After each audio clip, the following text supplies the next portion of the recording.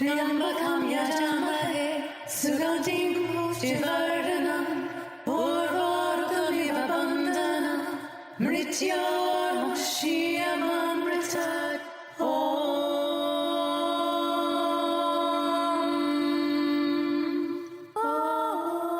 Hi, this is Amelía and Satya. Hey everyone, it's Satya, and you're listening to Love, Sex, and the Hidden Agenda.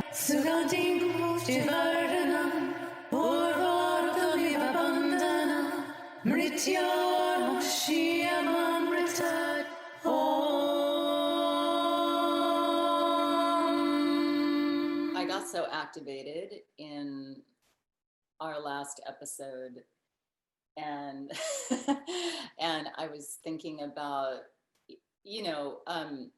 when you're talking about, or when we're talking about, or when anyone is talking about a lot of different ideas or phenomena, especially with all the intense things going on right now, but anything in addition to that, metaphysical or paranormal, or I feel like,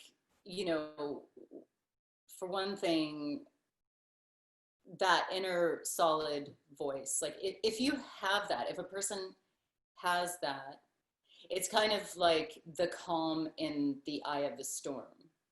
Literally, a storm can be going on around you, or you can be in front of 10 of the most powerful people in the world and feel comfortable in your own skin, comfortable in what you believe in, or what you feel, or what what I've experienced, what I've seen, what I've researched, what I've, all of that. And I think, I can't remember if I said this in the last episode or not, but that's one of the biggest things that I learned in your school. And to have that sense of value, knowing that my value is just as much as anyone else's, and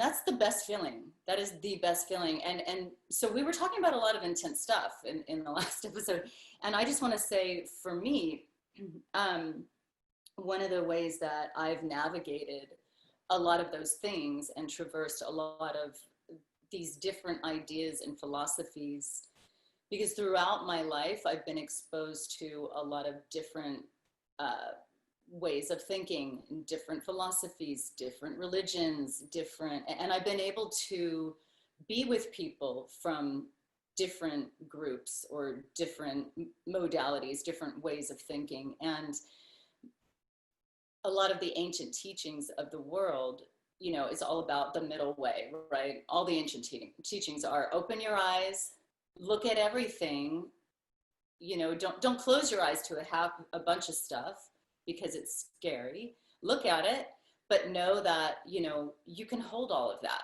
and you can be safe, and you can just walk forward in your own, you're still safe in your own skin. So for me, like my husband, okay, he could not, like when I started going down this rabbit hole of there was a time I have literally of the paranormal phenomena, Twilight Zone stuff. Yes. Kind of freak out. Yes. I had always had a lot of experiences growing up that were odd, or like, where did I get that information from? Or I'd know something about somebody and not know how I know, but then I would literally lay in the back of this pickup truck we had in the front of our house every night when I was like 9, and look at the stars. Like, just look at Orion's belt, just be staring at Orion's belt for hours. And I was completely entertained. In fact, I am convinced, that's my favorite pastime. Really? I thought that I was the one who discovered Orion's Nebula. Like, I thought I found that shit. And like, so later growing up, and then I would read, like, the scientists are saying, oh, there's a birthing of stars happening, in the Orion's belt. And I found that back then. I saw that back then. I knew that. I was, anyway, just funny things like that.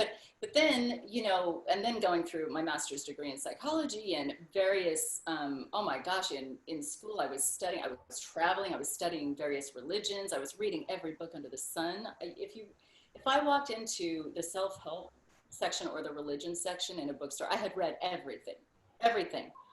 Oh my gosh, back then I had everything memorized, everything. I mean, my whole life was that. And then, and then in recent years, in the last 5 years, going down the rabbit hole of UFOs and, fluoride in water and, just everything. And mostly because I'm a person who I always want to learn. And I guess I'm not afraid of what I'm going to find. There is something inside me. I mean, maybe I'm not prone to anxiety. I think people who are prone to anxiety, like my husband, like he cannot look at anything like this. In fact, if I even bring it up, if I'm, oh, look at this interesting video, like that Thrive video, who was written by the Procter and Gamble guy, and even he's like, look, my family owns Procter and Gamble, and I'm telling you, like, this is what's going on, and he couldn't even, no, he's like, I won't discuss this. So any of the conspiracy, what's considered conspiracy things kind of freaks him out, or he gets anxiety getting all that information. He doesn't know what to do with it. There's nothing I can do about it. I don't want to know it. And but yet he can't really say that. It takes him forever to just tell me that, like I'm, I mean, I guess for a man, you can't admit that you're, scared of this stuff, and you don't want to think about, I don't know. But for me, I can't not know. Like, I have to know. I have to see it. I have to dig deep. I have to, and make my own decision. Does it make sense to me? What else can I back it up with? What research can I back it up with? And then I kind of, research it in 10 different ways, because I did study a science. I am a scientist. I mean, it's a Master of Science degree, and all of it is based on research. And, so, I mean. But I think you're really unique that way, because you can assimilate a lot of crazy information. Like, I've seen you go down these rabbit holes and like go to the UFO conferences and like listen from all these people. I can't listen to any of it. And it's ironic, right? Because I talk about a lot of it, or I have these experiences, and I understand why people don't want to hear about it, because it's a burden when you open those doorways and you have to like parse through like what's true, who's a quack, because it's all there. It's all there, right? I mean, you get incredible testimonials with total kooks. Yes. And it's like, you get one kook and you're going to be like, throw the whole baby out with the bathwater. And I think a lot of people do that. And that's on purpose. If we look at the propaganda and agenda behind the conspiracy theory, right. was to make us look crazy if we see a UFO, or if anyone has a sighting or has a ET experience or paranormal, sees a ghost, has a divine encounter with a higher dimensional being. In some places in the world, they deify those people or they honor those gifts. And in other places in the world, like in America, they will put you in a nut house and medicate you. Yeah. I mean, it's, even thinking of, when I traveled India long ago and I came back and I was telling somebody, oh, well, I was just in India. And they were like, oh, really? Did you visit any gurus? I'm like, no, I'm not that. I'm not looking for somebody else to tell me, what to believe, or I'm not looking for something. I'm okay and I feel whole in who I am, but I do want to always learn new things, but I'm not going to completely give my power in that way. And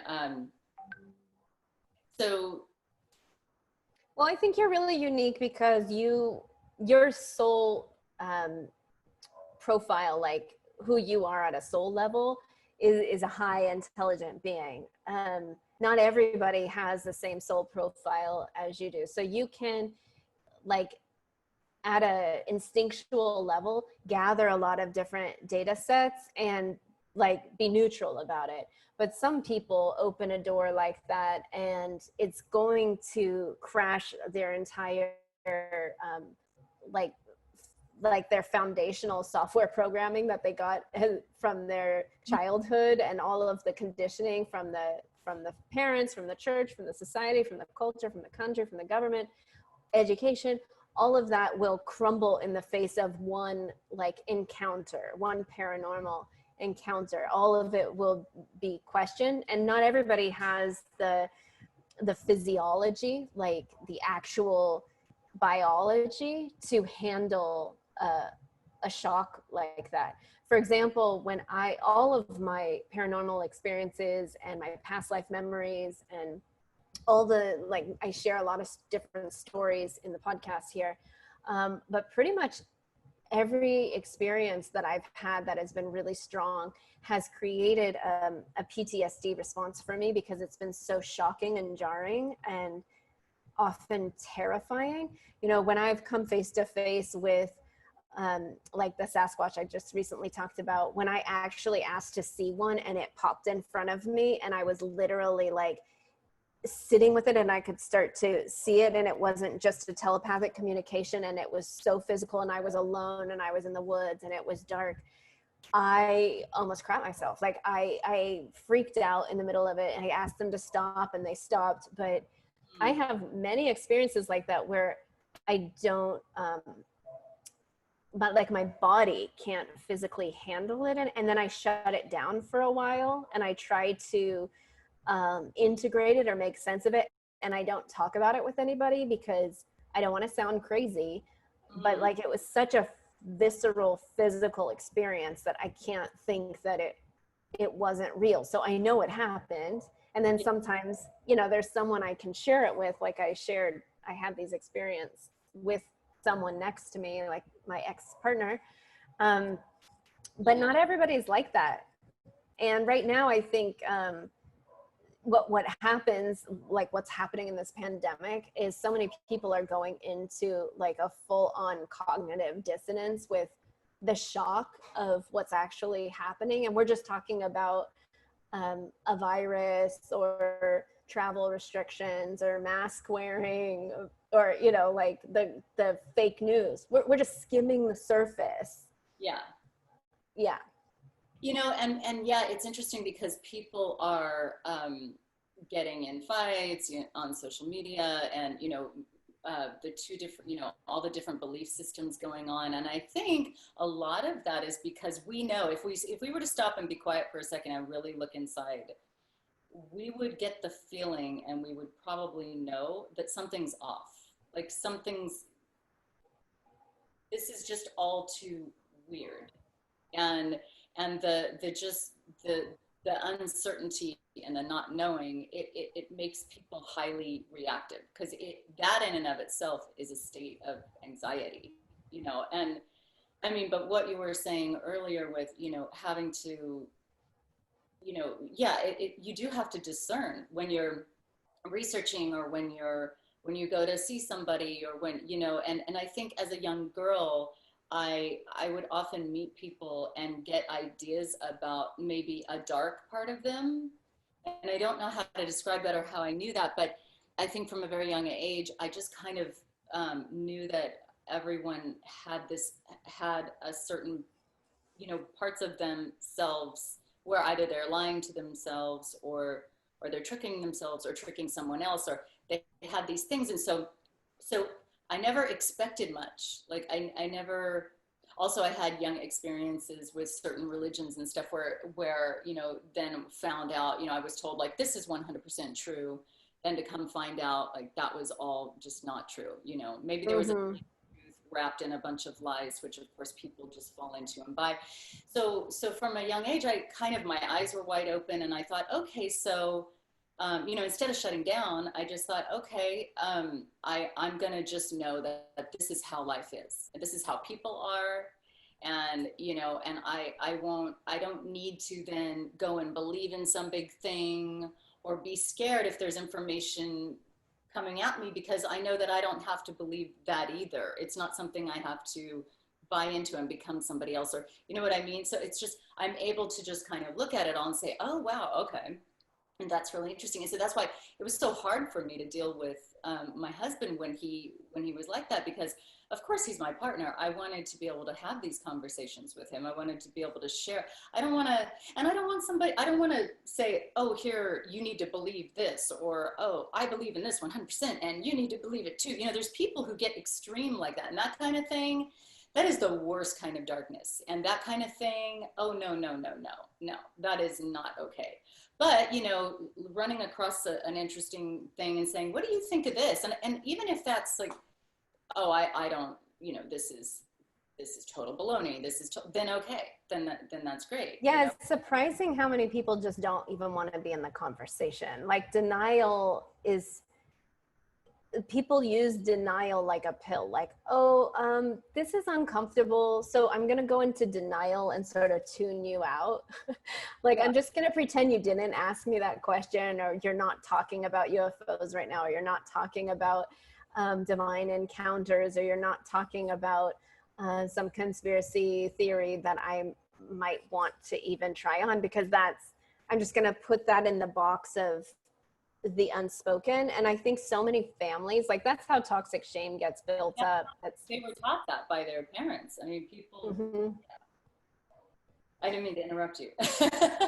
No, I mean, I think what's necessary right now, and for those of you listening who are trying to come to terms with maybe your own paranormal experiences, or just some of the things you've heard me and Satya talk about, or things you're reading in the news, or trying to discern, like, what is the real news in the world, or what's actually going on right now.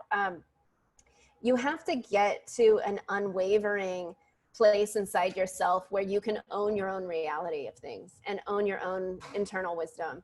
And that's the only way to get that kind of internal congruency is doing it yourself. Like, it's not gifted to you. It's something that's innate inside you, and it requires practice and exercise and really tending, I call it tending the inner garden, like really noticing what is going on. What are you telling yourself? Are those your thoughts? Are they things that you're bringing in from other people? Are these actually beliefs you have? Because if you've subscribed to maybe like your family's belief set, or your religion belief set, or your cultural or the group of friends you hang out with, maybe you haven't asked the right questions to even know if you agree anymore. Like, if you've been following a certain, like, let's just say politics, for example, if you've always been liberal, and then suddenly the Liberal Party is all talking about one thing, and you haven't really asked yourself, do you really actually agree with that? Or are you just going along with it because you like the identity of being a liberal? And I think people don't ask those questions enough, and politics are betting on that. And that's where all the propaganda comes from, and how they just make it so noisy and so confusing that you don't want to think for yourself, and you keep handing your power over to someone else and say, well, make this decision for me, or what do you think? Or you find a teacher or a leader, and then you just start giving your power to them, and you stop discerning and like really thinking for yourself. Like, gaslighting, for example, which is what we hear in the news all day long now. Gaslighting is using an ounce of truth shrouded in a bunch of lies and making you doubt yourself, making you think you're crazy.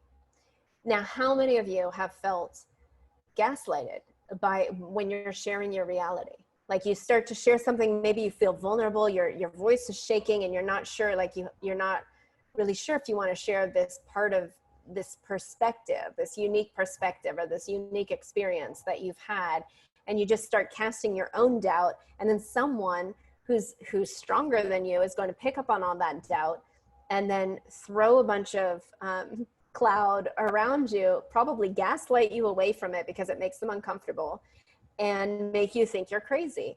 And you know, I grew up with narcissists, so I know what gaslighting is. Growing up in a cult, they were skilled at it. Now I can smell it out from a mile away. Like, somebody starts to do that, I'm like, I will own my own reality. I know what I'm talking about. I don't need to share it to you. I don't need you to agree with me. I don't need you to be convinced of my story. I know what happened to me. I know what I'm feeling, and I'm going to sit with it and own it, and not just let you railroad me over and like make me start to doubt myself, because people did that to me for most of my childhood. And it took a long time to get back into my congruency. And I needed a lot of meditation. I needed a lot of silent time in nature.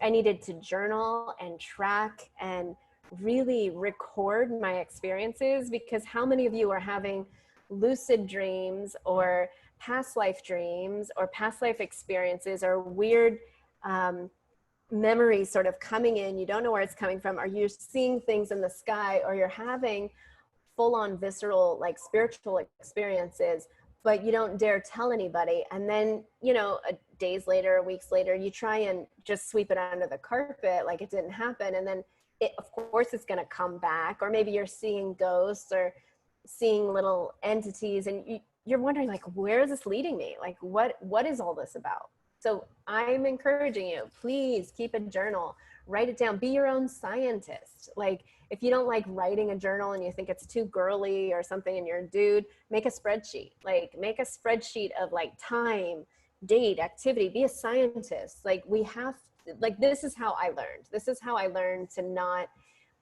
allow them to brainwash me into delusional thinking, or to take my memories away from me, or to put me in that cast of denial. And I still do. I still have to track. And I see that sometimes it's like 10 years later that the thing I'm tracking, or 20 years or 30 years of, oh, well, that happened to me when I was 12. Like, oh my God, I'm seeing it now. And look, there's so many other people talking about it. And when I was 12, I didn't know anybody who was talking about the implants and the government controls and all these things that were happening to me. How did I know that at 12? I wasn't listening to some conspiracy radio station. There weren't any. I didn't have access to it. I didn't even know what conspiracy meant. Like, I didn't make it up. So don't try and make me think that it's coming from some outside source or a movie I watched, because I never saw a movie like that, you know? Yeah. Yeah, it's fascinating. Thank you I appreciate you doing all that work and spending all that time. I mean, this is how people have breakthroughs, because, you know, if you do pay attention and, you know, it's just kind of in your back pocket, and then one day it just kind of all comes together, then people can have massive breakthroughs that way. And tracking is such an important, you know, skill to develop, because it's all too easy to get lost, because we're programmed to not listen to ourselves as it is, you know, and all the little experiences we go through, we're just supposed to brush those aside as if those never occurred. And no wonder most people just, you know, are just, you know, working, you go to work, you go have a drink, you know, have sex with somebody, or you're in a relationship, whatever, and then, you know, you just keep doing that, but there's no other awareness, you know, you're just kind of asleep going through it, because and all of the childhood issues that we have are still there, because they never, you know, we never were aware of them. So yeah, it's a crazy time right now for people. Well, that's the insanity loop. Like, if we just keep doing the same thing and hating like the trap that we're in, or the loop that we're in, or feeling, if you're feeling powerless to what's going on in the world, it's because you're not listening to yourself. You're not following your own internal guidance. It's because you're looking outside yourself for the solutions to come. You have the solution inside yourself for whatever crazy change is on the horizon for you. Like, yes, there's so much out of our control, where we can't control, like, well, most of us can't control right now, unless you're a scientist working with Gates, but like vaccines, for example, or wearing of masks. Like, there's worldwide mandates going on right now that no matter what level of government you might be working in right now, you feel powerless about. Like, we can't vote it away. Like, there's things going on right now that we're all subject to. So it might make you feel like, oh, well, forget it. I'm just gonna give up and watch Netflix all day. And you might have days like that, and that's okay. But if you're going into full on numb out denial, or getting anxious or self-medicating, you're missing the richness and the activation that's right in front of your face. So this is a time where we really need to get excited about who we are. It's an opportunity to get quiet, to disconnect from all the toxic people in your life, to disconnect from all the toxic news streams, all the things that are trying to convince you. Maybe there's like, you're getting stuck in conversations with your family or friends about masks or vaccines or whatever. Like, find a different thread. Like, if that's really pissing you off, go deeper. Why is it pissing you off? Like, what do you know that you wish other people knew? What would you do differently? And there's going to be, maybe you're not a vaccine creator, or you're not a doctor or working in that realm, but there's something that your anger is like pushing you towards. So track that. Track that, because this is where we start stitching, you know, the breadcrumbs of synchronicity together, and pray, like, find that higher power and call it in. Pray to yourself, to your God self. Like, if you're atheist or whatever, your soul has a divine spark that is sovereign, and it has a lot of wisdom for you. So just talk to yourself. find self. Tell me, God self, please guide me right now. Show me the truth. Show me what I need to pay attention to. Show me the way forward through whatever obstacle or challenge you're faced with, and keep it super simple, because this is enough to drive all of us crazy. And in fact, I think, you know, that's part of the agenda, is to like make us so crazy that we're just going to give away all of our rights just blatantly. We used to have this saying in psychology that if you were to sit down with a blank wall and just talk to the wall for an hour, that it could almost be equivalent to a therapy session. I mean, it's like a placebo pill. If you just pay attention, and they say, you know, attention is love, right? If you just love yourself for that, a small period of time, or you just give yourself a little attention and just kind of talk to yourself, listen to yourself. And right now, you know, be aware that we are in a hypnotic state right now, because a lot of uncertainty and a lot of confusion, not really quite knowing exactly, you know, for example, you know, what exactly is the virus, or what's the, you know, we don't know. There's a lot we don't know. And even just being in that state of mind makes a person highly vulnerable and also suggestible. And so it's a good time to, kind of disconnect from all the different maybe thoughts and opinions and that kind of thing, and really just be in your heart and you know, listen to the little ideas you have, and you know, create something new, or but definitely connect with yourself and make that stronger. Yes, it's imperative. Well, thank you guys for listening today. I hope that you're finding your own inner guidance to navigate the crazy times that we're in. I do have a free meditation that you can grab online, so I'll throw that into the show notes. It's just knowtheself.com/video. For those of you who want to learn how to find the inner still voice. But let us know what you're feeling, what you're struggling with, and hopefully we can add it to one of our upcoming episodes. Thank you, Satya. You're welcome. See you soon.